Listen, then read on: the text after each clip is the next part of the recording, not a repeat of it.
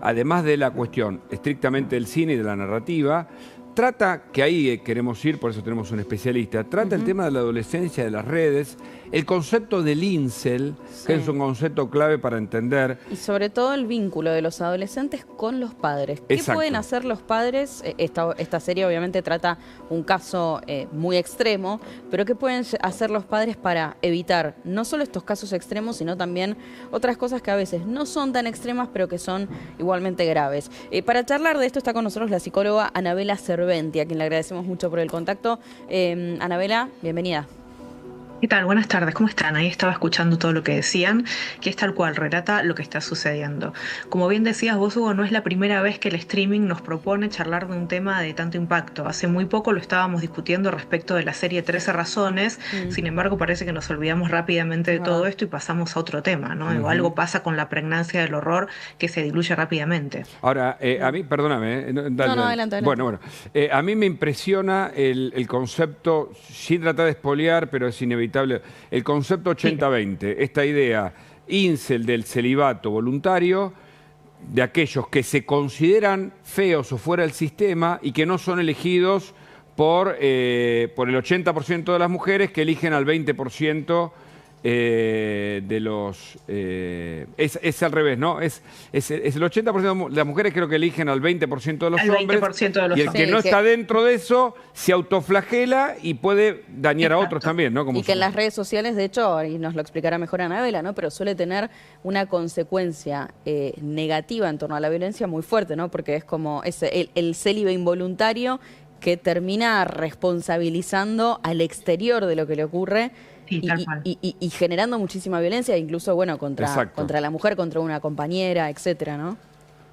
Sí, tal cual. Primero, estos grupos como Incel y hay otros, Pick-up Artists, por ejemplo, los maestros del Levante son unos, ¿no? Digo, hay varios grupos que conforman lo que se llama en Internet la manósfera, ¿sí?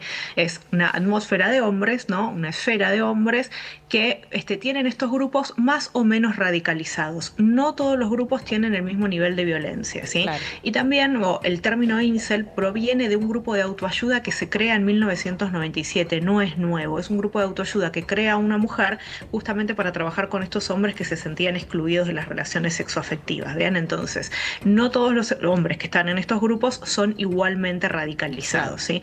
Pero sí son grupos que promueven la violencia, la misoginia, las expresiones cargadas de prejuicios y de estereotipos. A ver, en nuestro país no está tan radicalizado de esta manera el uso de las redes sociales. Sí tenemos otros peligros y sí tenemos otros temas sobre la mesa, por ejemplo, la cantidad de suicidios que se acrecentó en el último tiempo en localidades del interior, por ejemplo, a través de discriminación en las redes sociales, de acoso, de bullying, tal vez no con estos mismos temas, pero que también hay que atender, ¿sí?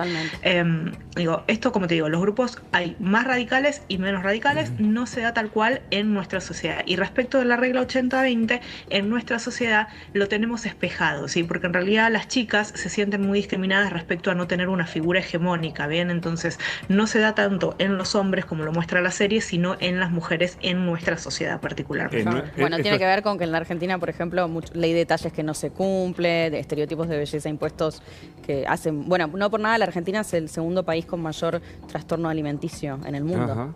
Sí, por supuesto. Bueno, eso, por ejemplo, es otra cuestión que sucede en las redes y que muchos padres desconocen. Durante muchísimos años empezaron a circular en las redes blogs o foros que se llaman los blogs de Ana y Mía para hablar de anorexia y bulimia respectivamente, ¿no? Donde las adolescentes se intercambian estrategias respecto de la alimentación y demás, y los padres desconocen que estos términos hacen referencia a estos trastornos, ¿no? Claro, ahora yo pensaba en la relación de padres y adolescentes, que siempre fue conflictiva o difícil, porque la adolescencia es un momento de la vida compleja, ¿no? Justamente de desarrollo, etcétera, de búsqueda, de descubrimiento, también de sabérselo todo, cuando uno es adolescente cree que entendió todo. Y antes el riesgo estaba afuera, porque los padres decían, bueno, mi hijo lo tengo en casa, está protegido. Pero ahora el riesgo está dentro, sobre todo dentro de la habitación donde el chico, como se ve en la serie, se queda hasta altas horas y ahí es donde está... Eso es muy fuerte. Es muy fuerte, ¿no? Ahí donde está el corazón está en la palma de la mano, la puerta del infierno, ¿no?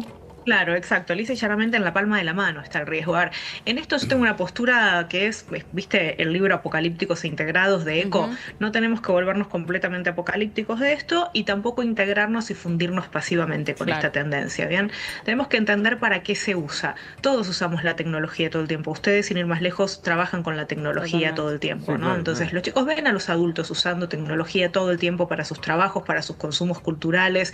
De hecho, a la hora de elegir un colegio, los padres suelen quedar fascinados por las escuelas que más espacios tecnológicos les proponen a los chicos, y esto significa utilizar los dispositivos más tiempo del acordado, ¿no?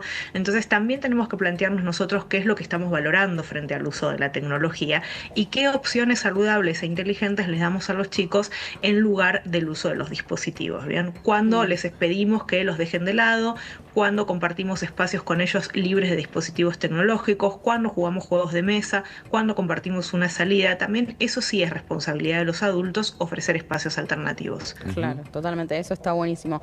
Ahora, ¿cómo se crea, ¿no?, este sistema de confianza con los adolescentes para poder charlar y generar un diálogo? Y digo, un diálogo real, es decir, que al Sí. adolescente no le dé miedo a hablar y no se sienta jugado, que me parece que es el miedo que tienen muchos de los padres, ¿no? Y muchos de los adolescentes Sí. al encarar a los padres también.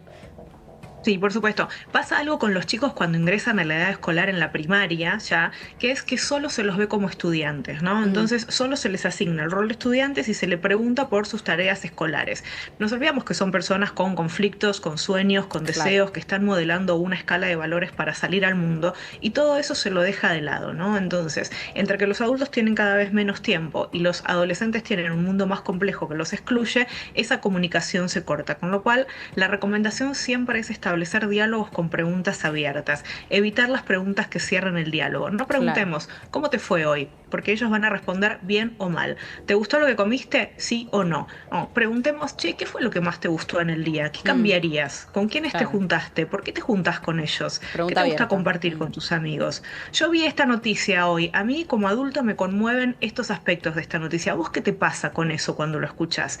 ¿Sí? Promovamos el diálogo abierto para conocer a esos chicos como las personas complejas que son, ¿no? Está Ujú. bueno. Y hablar de las redes también, ¿no? Me imagino, y tratar de tener un Sí. acercamiento para no quedar afuera del sistema, porque ellos me parece que tejen un sistema paralelo al nuestro Sí. y con reglas que en la serie están establecidas cuando está el encuentro entre el padre e hijo, sin contar más detalles, y ahí, bueno, se intenta aclarar lo que era oscuro para el padre o no entendía.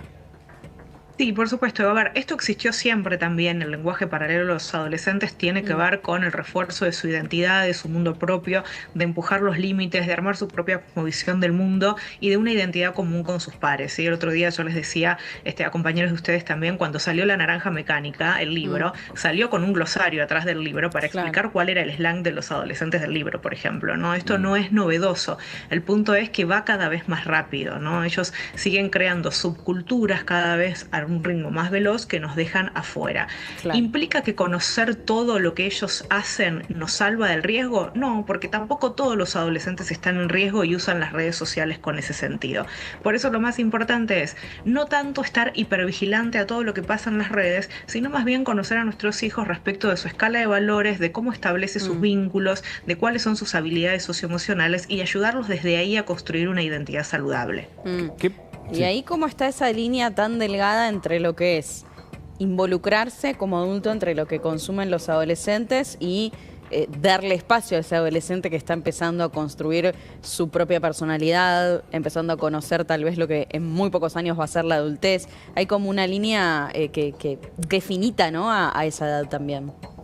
Sí, por supuesto.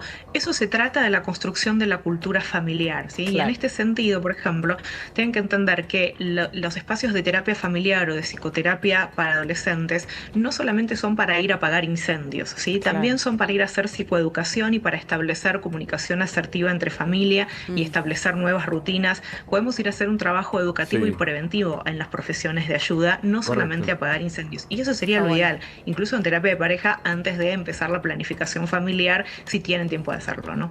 Te hago una última pregunta agradeciéndote mucho, Sí. mucho la entrevista. Hay un momento donde los padres se cuestionan, es la educación del chico, y dicen, tenemos también a ella y le dimos la misma educación y ella salió distinta, ¿no? Sí, exacto. ¿Eso es cierto o en verdad le dieron una educación, visto desde la serie y profesional? ¿O en realidad ellos creen que lo educaron igual o no?